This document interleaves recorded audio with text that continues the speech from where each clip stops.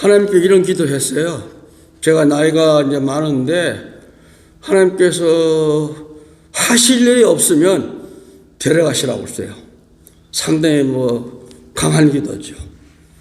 하나님께서 지금까지 주신 감사한데 지금 2024년 이 아침에 보니까 제가 만으로 87세가 됐어요.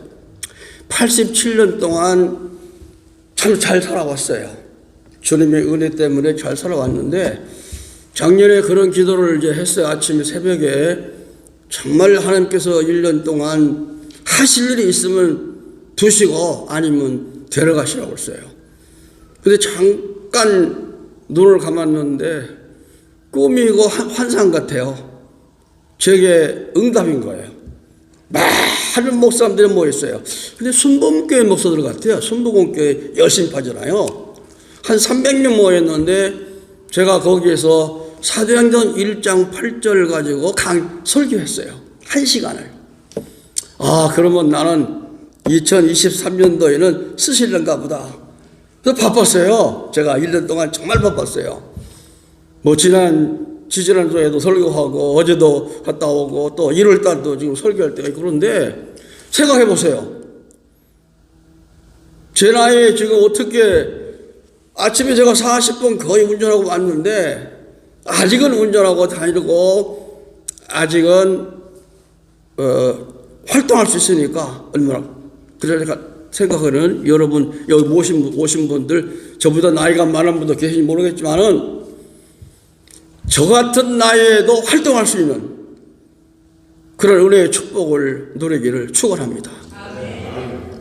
사람이 건강하게 살다가 건강하게 가면 좋겠어요. 그래서 제가 새해 벽두에 다른 설교보다는 적어도 1년에 우리가 한 번씩은 좀 뜻을 정할 수 있는 거고 계획을 세울 수 있는 것이고 목적이 있는 삶을 사는 기도를 하거든요. 그래서 우리 대부분 매년 정월 초하루가 되면은 전부 계획을 세워요. 그저께 신문 보니까 금년 새해 결심을 제일 1위가 뭐냐니까 저축이더라고요. 저축, 돈. 저는 오늘 다니엘서에 보면은 하나님의 뜻을 정해야 돼요. 우리가 뜻도 여러 가지 있고 계획도 있지만은 사람의 계획과 사람의 뜻보다는 하나님의 계획을 세우고 하나님의 뜻을 세울 때 하나님이 도와줘요. 제가 요즘 젊은 목사님들 만나면 그런 얘기 해요. 제가 목회할 때 너무 행복했다. 그 시대에는 천막치고 교회가 됐어요. 한국에서 천막치고. 지금은 안 되잖아요. 여러분은 참 좋은 세대, 세상적으로는 좋은 세대지만은 영적으로 좋은 세대가 아니에요. 너무 힘든 세대예요. 목회자가 더 힘들어요. 전도가 됩니까? 저는 와이프하고 단둘이 개척해서 3년 만에 땅사와 교회 졌다고 간 적이 있어요. 안 되죠. 지금 어림도 없죠. 미국에 제가 80년도부터 왔다 갔다 하면서 초청해서 제가 83년도 7월달에 왔는데 그때만 해도 교회 들어왔어요. 교인들이 지나가 들어왔다고요. 전도가 됐다고요. 그리고 제가 1년에 3번, 4번씩 침례식을 했어요. 처음에 미국 교회 목사가 인정을 않더라고. 먼저 있는 목사 둘이 그냥 말도 없이 도망가 버려가지고 그래서 같이 하자고 했어요. 존슨 목사라고. 그래서 침례탕에 둘이 들어가서 한 10몇 명을 침례식을 이렇게 좋아하더라고. 그 다음부터는 혼자 했죠. 그렇게 전도가 됐어요. 전도도 되고 또 들어와요. 우리 교인들은 점심 만차고 교회 벤처 가지고 여기 뛰두르고 저 높대 나가서 전도 매주 했어요. 오더라고요. 지금 안 돼요. 그래서 여러분들 지금 목회자들에게 제가 존경을 합니다. 저는 좋은 세대 했는데 그때는 저는 한국에서는 4시 반에 새벽기도 매일 설교했어요. 참 그때 영적으로 충만했습니다. 미국 와서 내가 20년 목회했지만 새벽기도 한 번도 안 빠지고 제가 인도했어요. 지금은 새벽기도가 모입니까? 안 모이죠. 안 모여요. 제가 은퇴하고 메라스 간 지가 10년 됐는데 그거 가니까 교회 하나 있는데 침례가 있는데 이 목사님이 스쿨버스 운전하니까 새벽기도 인도 못해요. 교인들은 한 7, 8명 뭐예요. 얼른 뭐 은퇴한 목사, 부부, 장로, 권사, 다른 교회 교인들도 있고 그 교회 집사이고 7명이 모이는데 제가 1년 반 2년을 제가 새벽마다 설교했어요. 개척교회가 내가 뭐 교통비를 줍니까? 그거 필요 없어요. 우리가 하루의 계획은 아침에 한다고 그래요. 그죠? 오늘 하루의 계획을 아침에 세워. 근데 편해요. 제가 한문을 배웠는데요. 추구에 이런 말이 있어요. 인심은 조석변인데 산색은 고금동이라는 말이 있어요. 사람의 마음은 아침 저녁으로 변한다고. 그 공자 맹자가 한 말이에요. 그런데 산색은 저 산의 색은 고금동이다. 옛날 지금 똑같다는 거예요. 사람의 마음은 조석변이에요. 예? 그래서 하루의 계획을 세우고 1년 계획은 정초에 다 세우죠. 근데 사람들이 작심삼일이라는 말 있잖아요. 계획을 세우는데 되질 않아요. 되질 않아요. 제가 옛날에는 학교에서 150분 강의해도 이 물이 필요 없었어요. 여러분 제 나이 되면은 다 이해할 건데 지금은 이해 못할 거예요. 150분 2시간 반이잖아요. 예? 한 번도 않고 그냥 열강을 했거든요. 근데 설교하다가 물 마시니까 상당히 죄송합니다. 이거 경건치 않은 것 같아요. 지금 사람은 옛날 사람 같으면 경건치 않아요. 1년 계획은 정초에 정하는데 10년 계획을 세울 때는 나무를 심다고 하잖아요. 나무를 심어야 10년 후에는요 열매 따먹더라고요. 그러면 100년을 계획을 세우고 인생 계획을 세운다면 뭐 하겠느냐? 사람들은 사람을 심는다고 그래요. 사람을 키우는 거예요. 저는 한국에서 많이 해봤어요. 어려운 학생들, 서울대 학생들, 우리 신림도 있으니까 집에서 모이고 재우기도 하고, 고등학교 다니는데 나이가 많으니까 그 전쟁 유가족 다녔는데 그냥 공부시킬 수 있는데 갈 데가 없으니까 제가 쓰는 방, 다락방에 재우면서 우리 와이프가 매일 그 도시락 싸서 저 김포까지 서울을 안 받아요. 나이가 많으니까 안 받더라고요. 근데 걔가 지금 벌써 목사가 되고 박사가 됐어요. 우리가 사람을 하나 키울 때도 장기 교육을 해야죠. 우리 하나님의 교회는 하나님의 뜻을 이루어야 돼요. 주님께서도 기도할 때마다 아들 아버지요 내 원대로 마옵시고 아버지의 원대로 아버지의 뜻대로 해달라고 하잖아요. 기도할 때도 마지막 기도할 때도 십자가에서 기도할 때도. 아인슈타인은 유치원 때 과학자가 되겠다고 계획을 세웠다고 그래요. 아인슈타인은. 근데 우리 손자 중에 한 놈이 있어요. 5살 먹은 때, 지금은 이제 8살 먹었는데 자기는 과학자가 된대요. 웃기죠? 근데 어떻게 과학자가 되겠냐 하니까 누가 얘기도 안 했는데 하버드를 가야 한대. 그 다음에 MIT 공대를 가야 한대요. 과학자가 된대요. 5살 먹은 놈이 꿈이 있더라고요. 꿈이 있어요. 저는 기대하고 있어요, 지금. 막 2학년 다니다 그 다음에 3학년 건너뛰고 좀 4학년이거든요. 학교에서 교장이 특별히 테스트해보고 4학년 올려주더라고요. 지난번에 여기 얼마 전에는 DC에서 그 무슨 역사 경시대회 있는데 그 많은 자기 학년들 왔잖아요. 은메달 탔어요. 그리고 학교에서 교장이 불러가지고 막 세우고 이놈은 자기 자랑 좋아하더라고. 과학자가 된대요. 5살 먹은 애가. 여러분 꿈이 있습니까? 교회를 섬기면서 우리가 어떻게 교회를 섬길 것인가 그런 비전이 있습니까? 이 말이에요. 나는 일제시대에 태어나서 소학교 다니고 저는 꿈이 없어요. 꿈이 없어요.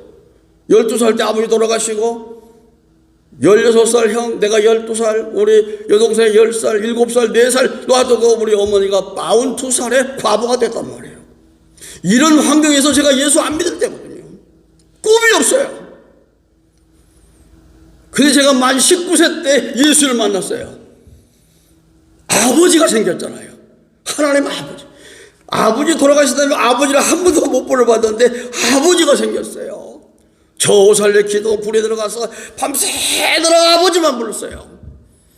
내가 아버지 할 때 하나님은 다 아세요. 뭘 원하는지 아세요. 아버지 할 때와 아버지 할 때와 다 알아요. 제 내용을 알잖아요. 여러분과 하나님을 아버지라고 하루에 얼마나 부르십니까? 하나님께 얼마나 감사합니까? 하나님을 얼마나 찬양합니까? 하나님께 얼마나 영광을 돌립니까? 하나님은 그걸 받으시기 원해요. 감사를 좋아하잖아요. 저는 매일 100번 이상 감사합니다. 그냥 무조건 감사해요. 저는 1959년도 9월 7일에 청와대 대회의원 좌문박에서 침례받았습니다. 68년 됐습니다. 예수 믿고 난 다음에는 꿈이 있습니다. 이 꿈은 내 꿈이 아니에요. 하나님의 꿈이에요. 이 꿈을 향해서 내가 최선을 다할 거다. 35년 목회하면서 새벽에 매일 제가 예배 인도했어요. 저는 안식년도 없어요. 무슨 목사 안식년 있어요.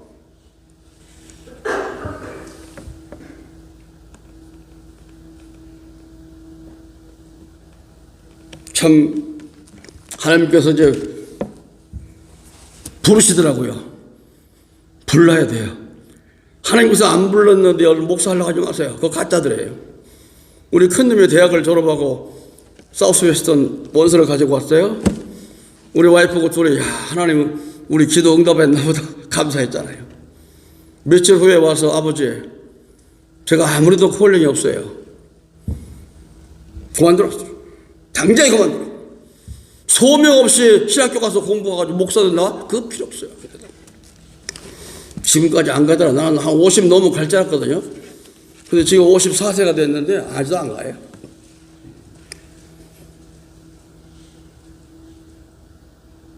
하나님은 나에게 소명을 줍니다. 예수님이 내 개인의 주님으로 모시고 하나님을 매일 섬기면서 내가 어떻게 살아야 무엇을 해야 가장 귀하고 값진 일을 하겠는가. 내가 한평생 살다가 주 앞에 갈 텐데 세상에 먹을 거 입을 거 명예 이것 때문에 한다면 나는 인생에 가치가 없다. 그리고 하나님의 부르심에 힘들었지만은 견디기 힘들었지만은 결과적으로 순종을 했습니다.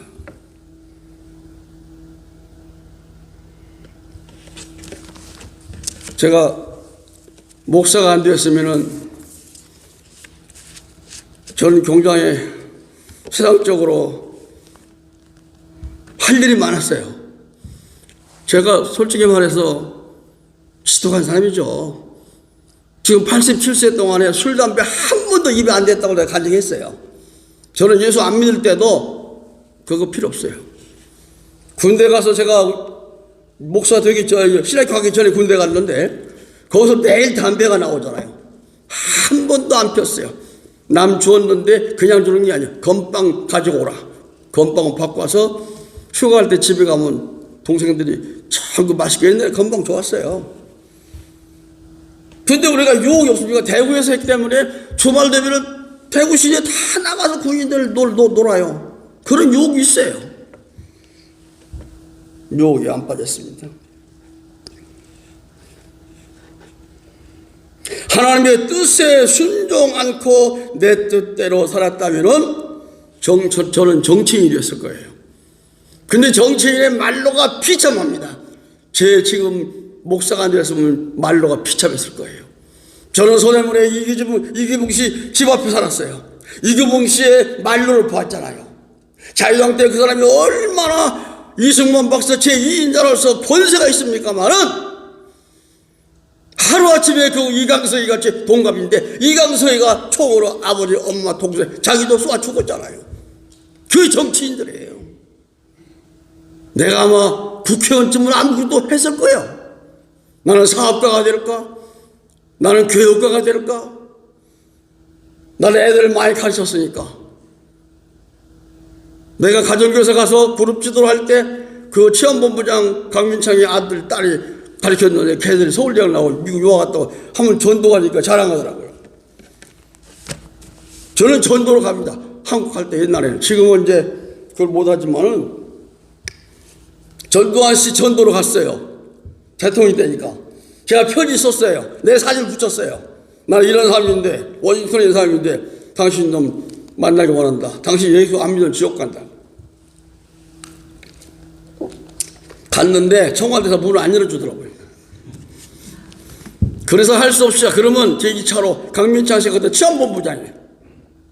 그거 대한민국 치안본부장. 제가 알잖아요. 그 아들, 딸 가르쳤으니까. 전화하니까, 오라고.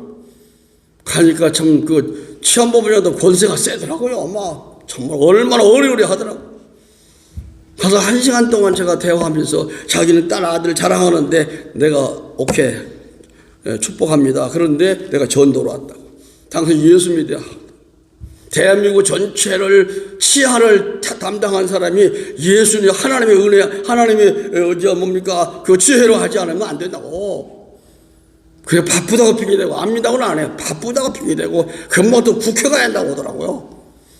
내가 여기 미국에 와서 보니까 그 다음 주간에 보니까 신문에 크게 났어요. 박종철 사건이 벌어진 거예요. 서울대 학생 박종철 물고물 죽었잖아요. 그것으로 강민창 씨는 치안본부장에서 면직을 당한 거예요. 작년에 죽었어요.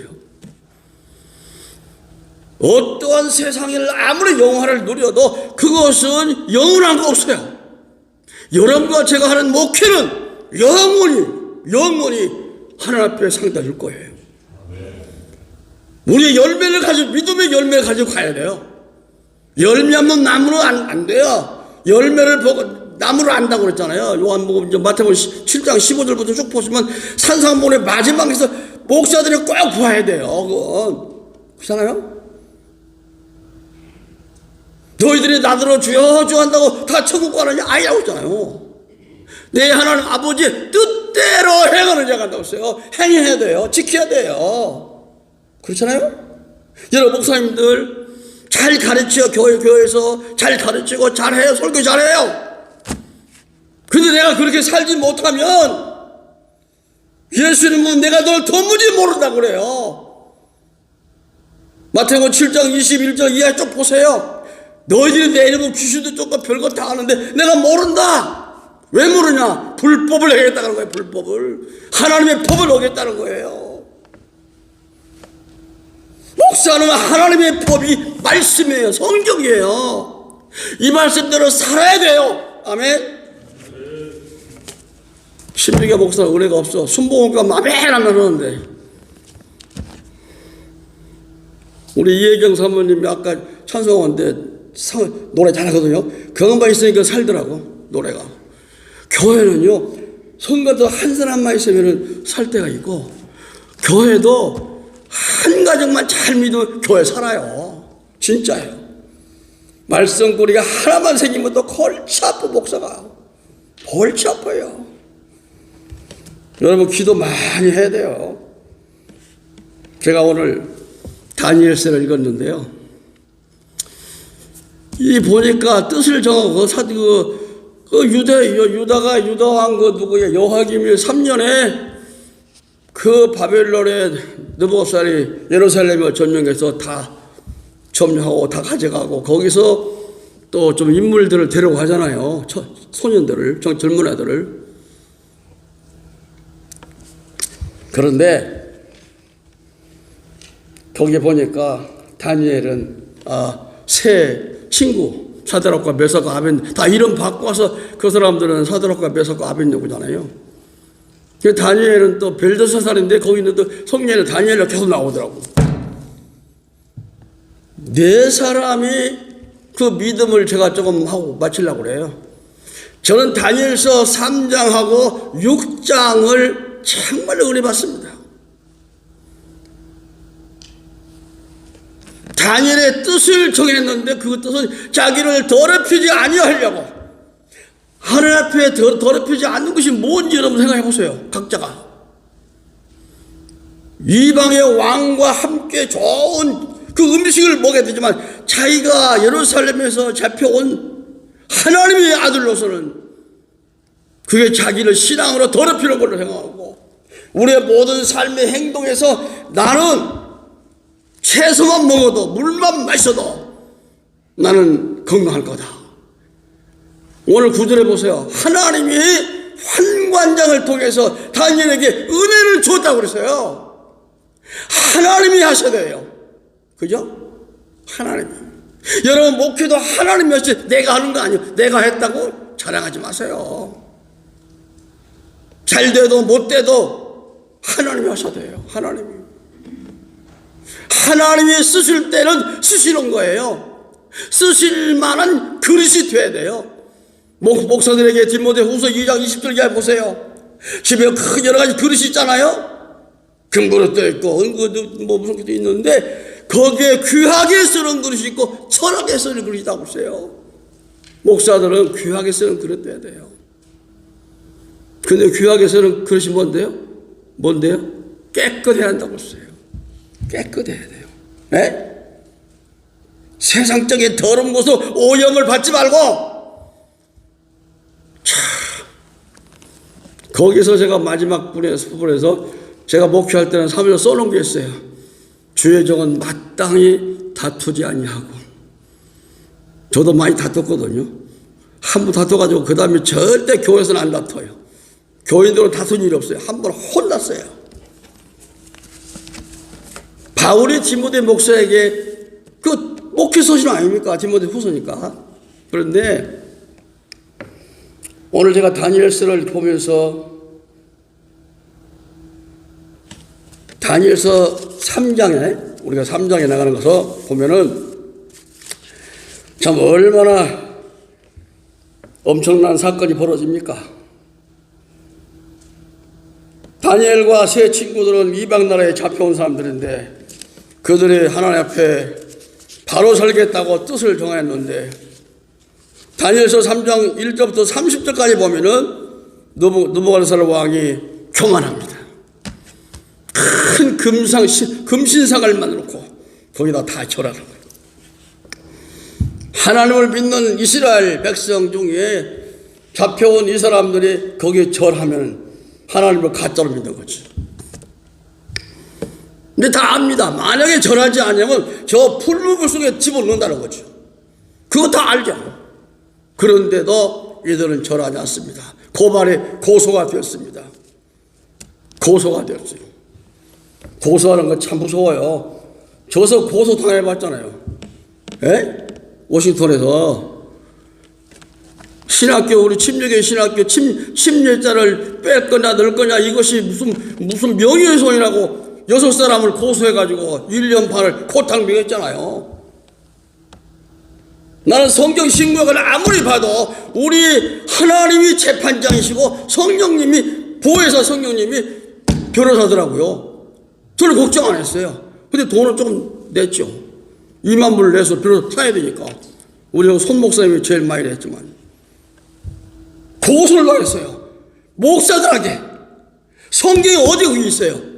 어떻게 목사들이 고소합니까? 이건 목사가 아니에요. 교회, 학교가 아니에요. 응? 결과는 뻔하잖아요, 지금. 더 이상 얘기 않겠어요. 여기에 다니엘과 특별히 오늘 3장에서는 사드락과 메삭과 아벳느고가 그 금상 앞에 절 앉는 건 여호와 하나님 앞에 출애굽기 20장하고 신명기 5장 10계명 나오잖아요. 거기에 첫 번째로 위배되는 거예요. 첫 번째 위배되는 거예요. 그러니까 왕이 이 세 사람을 사랑하니까 지금이라도 너희들이 절하면 내가 용서하겠다.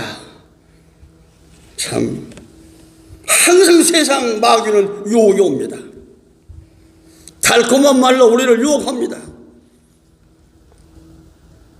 그런데 우리의 신앙이 분명하면 이길 수 있습니다. 세상 권세도 왕도 마귀의 대장도 이길 수 있어요.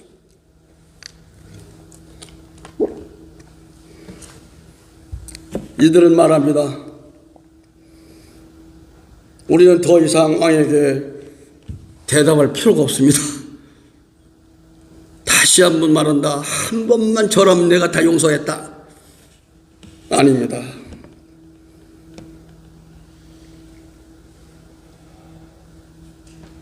만일 왕이 저 불무 속에 우리를 집어넣으면 왕이여 우리가 섬기는 우리 하나님이 우리를 극렬히 타는 불에서 건져내겠고. 여러분 그런 신앙으로 목회해야 돼요. 베드로전서 보세요. 지금 세상은 우는 사자같이 산길자를 들어찾고 있고 그 다음에는 믿는 자들까지라도 넘어지려고 해요. 정신 차리면. 목사들이 정신 못 차리면 교인들 다 마귀밥이 돼요. 야, 이 사드락과 메삭과 아벳노고의 신앙을 보세요. 하나님이 우리를 거기서 건져낼 것이고 불못불 가운데서 능히 건져내겠고 왕의 손에서도 건져내시리라. 그 다음에 한 말이 그리 아니하실지라도. 그 신앙은요, 뭐 좋은 일만 있으면 하나님이 도왔다, 하나님 믿어야 되겠다, 실패하면 안 되면 응답 없으면 하나님 뭐 없다, 이런 신앙이 아니잖아요. 내가 믿는 하나님이 당신은 왕으로서 권력자로서 우리가 그 금상에 전하지 않으면 불 속에 집어넣는다는데 하나님이 건져낼 거다. 당신의 손에서 건져낼 거다. 그렇게 하지 아니라 할지라도 야, 놀라운 거죠. 왕이여 우리가 왕의 신들을 섬기지도 않을 것이고 세우신 금승산에도 절하지도 아니할 것입니다. 제가 잘 아는 안희숙 씨 알잖아요. 죽으면 죽음에다 쓴 책도 쓰고 우리 침례교 목사 사모님이잖아요. 김동면 목사. 제가 서울서부터 알아요. 70년부터 아는 것 같아요. 우리 목사들이 그런 신앙이 있을까? 일제시대 신사참배 때 신사참배를 거부합니다. 감옥에 집어넣습니다. 그 사람이 일제시대 음악선생입니다. 학교. 다 용서했다. 참배만 하라. 머리가 빠집니다. 이빨이 빠집니다. 이가 빠집니다. 그런 속에서도 굴절하지 않았습니다. 마지막 해방되기 전에 며칠 전에 그 사람이 사형 선고받고 사형대에 올라가야 됩니다. 3일 전에 해방이 됐습니다. 살았습니다. 살았잖아요. 제가 그분을 잘 알기 때문에 제가 항소 목회할 때 저보고 LA 그 침례교회 부목사로 오라고 초청을 하더라고. 내가 노땡큐 했죠. 내가 왜 거기 갑니까 지금. 사실 그런 그 평신도의 신앙도 죽음 앞에도 참 믿음을 지키는 거예요. 저는 침례교회가 자랑스러운 게 있습니다. 순교자가 제일 많은 교파가 침례교입니다. 아세요? 역사를 보세요. 유럽의 역사가 보세요. 한국의 동학기독교가 침례교 전신인데 원산의 본부입니다. 원산 감옥의 목사님들이 신사참배 그것보다 33위 감옥에 들어갑니다. 그건 초교파로 한 번도 이름이 안 나옵니다. 여기 메릴랜드에 있는 김종윤 목사 장인 양반 그 사모님이 그 딸인데 제가 늘 만나면 그 아버지 제가 잘 아니까 서울서 같이 있었잖아요. 화곡동에 있을 때. 그 신앙, 우리의 선배들의 신앙, 신사참배, 우상숭배잖아요. 한경재 목사는 고백했습니다. 나는 신사참배 했다고. 솔직해요. 솔직은 하지만은 왜 신사참배를 합니까? 안 했어요. 우리 침례교는 안 했어요. 그 동학기독교가 완전히 정부에서 해산시켰잖아요. 일본 놈들이 해산시켰잖아요. 시간이 없으니까 이래서 불 속에서 건져내는 세 사람을 그 뜨거운 불에 집어넣으니까 집어넣는 사람이 다 죽었어요. 성경에 보세요. 근데 그제 왕이 보니까 세 사람이 아니라 네 사람인데 한 사람은 하나님의 사자 같아요. 돌아다니는 거예요. 나오라고. 그리고 그 왕 입에서 하나님을 찬양합니다. 너희들이 믿는 하나님이 참 하나님이다. 전국에 조서를 내립니다. 우리가 믿음 잘 지키면요 불신자에도 인정받고 전도가 됩니다. 왕이 드디어 사드락과 메삭과 아벳노고를 바벨론 도에서 더욱 높였다 그랬어요. 자, 마지막으로 한 거 다니엘 6장 전체가 다니엘 사건 아닙니까? 그 똑똑하고 지혜가 많고 다른 술객들보다 뭐 10배나 더 지혜롭다고 그랬어요. 그렇게 하는데 왕이 총회를 하는 사람인데 이 옆에서 120명을 세워서 각 도를 정치하게 하고 거기 총리 셋을 세워서 나라를 다스리게 하고 그 중에 다니엘은 똑똑하니까 전국을 다스리게 했어요. 옆에서 시기 질투가 나옵니다. 여러분 예수 잘 믿어보면 꼭 시기 있습니다. 부부간에도 시기 있어요. 부부간에도 와이프가 은혜 받고 날뛰면 남편이 되게 싫어합니다. 그리고 막 조롱합니다. 그런 파이거든요. 참 다니엘은 시기를 받고 다 그 사람들이 조서를 만들어서 30일 동안 어느 누가 어느 신에게나 어느 누구에 절하지 않게 하고 만약에 절하거나 기도하면 저 사자굴 속에 집어넣겠잖아요. 그런데 성경에 보니까 다니엘은 그것이 왕은 또 자기에게 좋고 또 그 관원들을 하소 그러니까 도장을 찍었어요. 어의를 찍었어요. 다니엘 성경에 보세요. 왕의 어의 찍힌 줄도 알고도 생명 놓고 기도하는 거예요. 자기 예루살렘을 향하여 하루 3번씩 기도합니다. 창문 열어놓고 발각이 안 되겠어요? 그래서 잡아다가 사자굴 속에 넣어야 됩니다.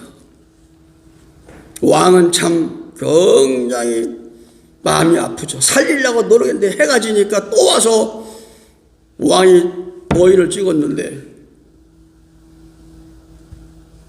그래서 살아서 나와서 거기 참소한 사람들 그 와이프 그 애들 다 집어넣어라. 그 불에다가 그들을 집어넣는데 입구에 들어가자마자 사자들이 뼈까지 다 먹었다고 했어요. 성경에 보세요. 뼈까지 다 부숴버렸어요.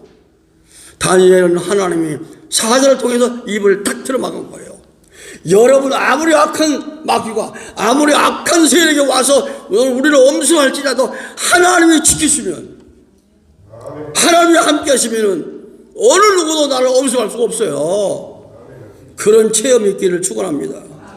진짜예요. 그 체험이 있어야 돼요. 그래서 다리오 왕이 심히 기쁩니다. 굴에서 올라옵니다. 왕이 다니엘 참소한 사람들을 다 끌어오게 하고 집어넣습니다. 다리오 왕은 온 백성에게 조서를 내립니다. 내가 이제 조서를 내려놓으라. 참 그 사람도 자기가 도장 찍은 거 잘못한 거지만 이제 회개했겠죠. 보세요. 그러면서 내가 이제 내 나라 관할 아래에 있는 사람들을 다 다니엘의 하나님 앞에서 떨며 두려워할지니. 이방 나라의 왕이 다니엘의 신앙을 통해서 다니엘이 한번 뜻을 정해서 하나님 앞에 절대로 신앙은 버리지 않겠다. 내가 기도하다 기도하는 쉬는 죄를 법찾겠다 이런 마음으로 사무엘같이 우리가 그와 같은 마음으로 신앙을 지킬 때 그 입에서 다리오 왕의 입에서 다니엘이 믿는 하나님 앞에 떨며 두려워라. 그는 사실은 하나님이고 영원히 변치 않으실 하나님이고 그 나라는 망하지 아니할 것이고 그 권세는 무궁할 것이고 그는 구원도 하시고 건져내시도 하고 하늘에서든지 땅에서든지 이적과 기사를 행하는 자로서 다니엘을 구원하여 사자 입에서 벗어나게 하셨도다. 야, 참 믿는 사람이 이 얘기가 아니잖아요. 지금 불신자의 왕이 지금 그 사실을 보고 나오는 입에서 나오는 말이에요. 그래서 이 다니엘은 고레스 왕 때까지 참 그 높은 자리에서 일을 했습니다. 자, 결론입니다만은 다니엘서에서는 2가지 사건을 통해서 말했는데 여러분 뜻을 정했다면 실천을 옮기십시오. 성경의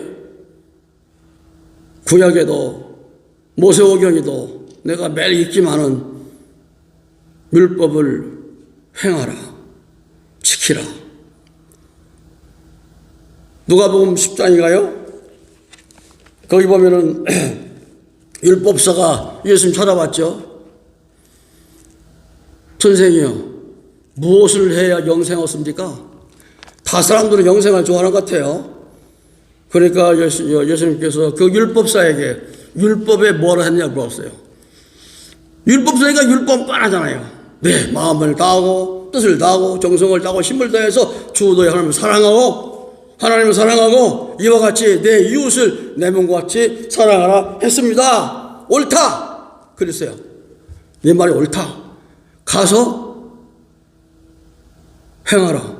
그렇게 살아라 그랬어요. 여러분과 제가 하나님 말씀을 정말 깊이 뜻을 보면서 읽으세요. 정말이에요. 요한계시록 그 1장 1절 3절에서 그 성경에 이 예언의 말씀을 읽는 자는 단수예요. 읽는 자와 듣는 자들과 그 가운데 기록한 것을 지키는 자들이 복이라고 했어요. 지키라는 거예요. 그 다음에 한 말이 때가 가까웠다. 여러분, 때가 가까웠습니다. 지금 멀쩡하잖아요. 오늘 아침에 제가 잠깐 인터넷 보니까 일본에 지금 7.6 지진이 났어요. 그리고 쓰나미가 막 몰려온대요. 그 동네가 완전 전기가 끊어지고, 겨울인데 3만 몇 명이 지금 위험을 당하고 있어요. 하나님이 하시면 우리 피할 게 없어요. 절대 하나님께 순종하세요. 하나님의 말씀을 지키세요.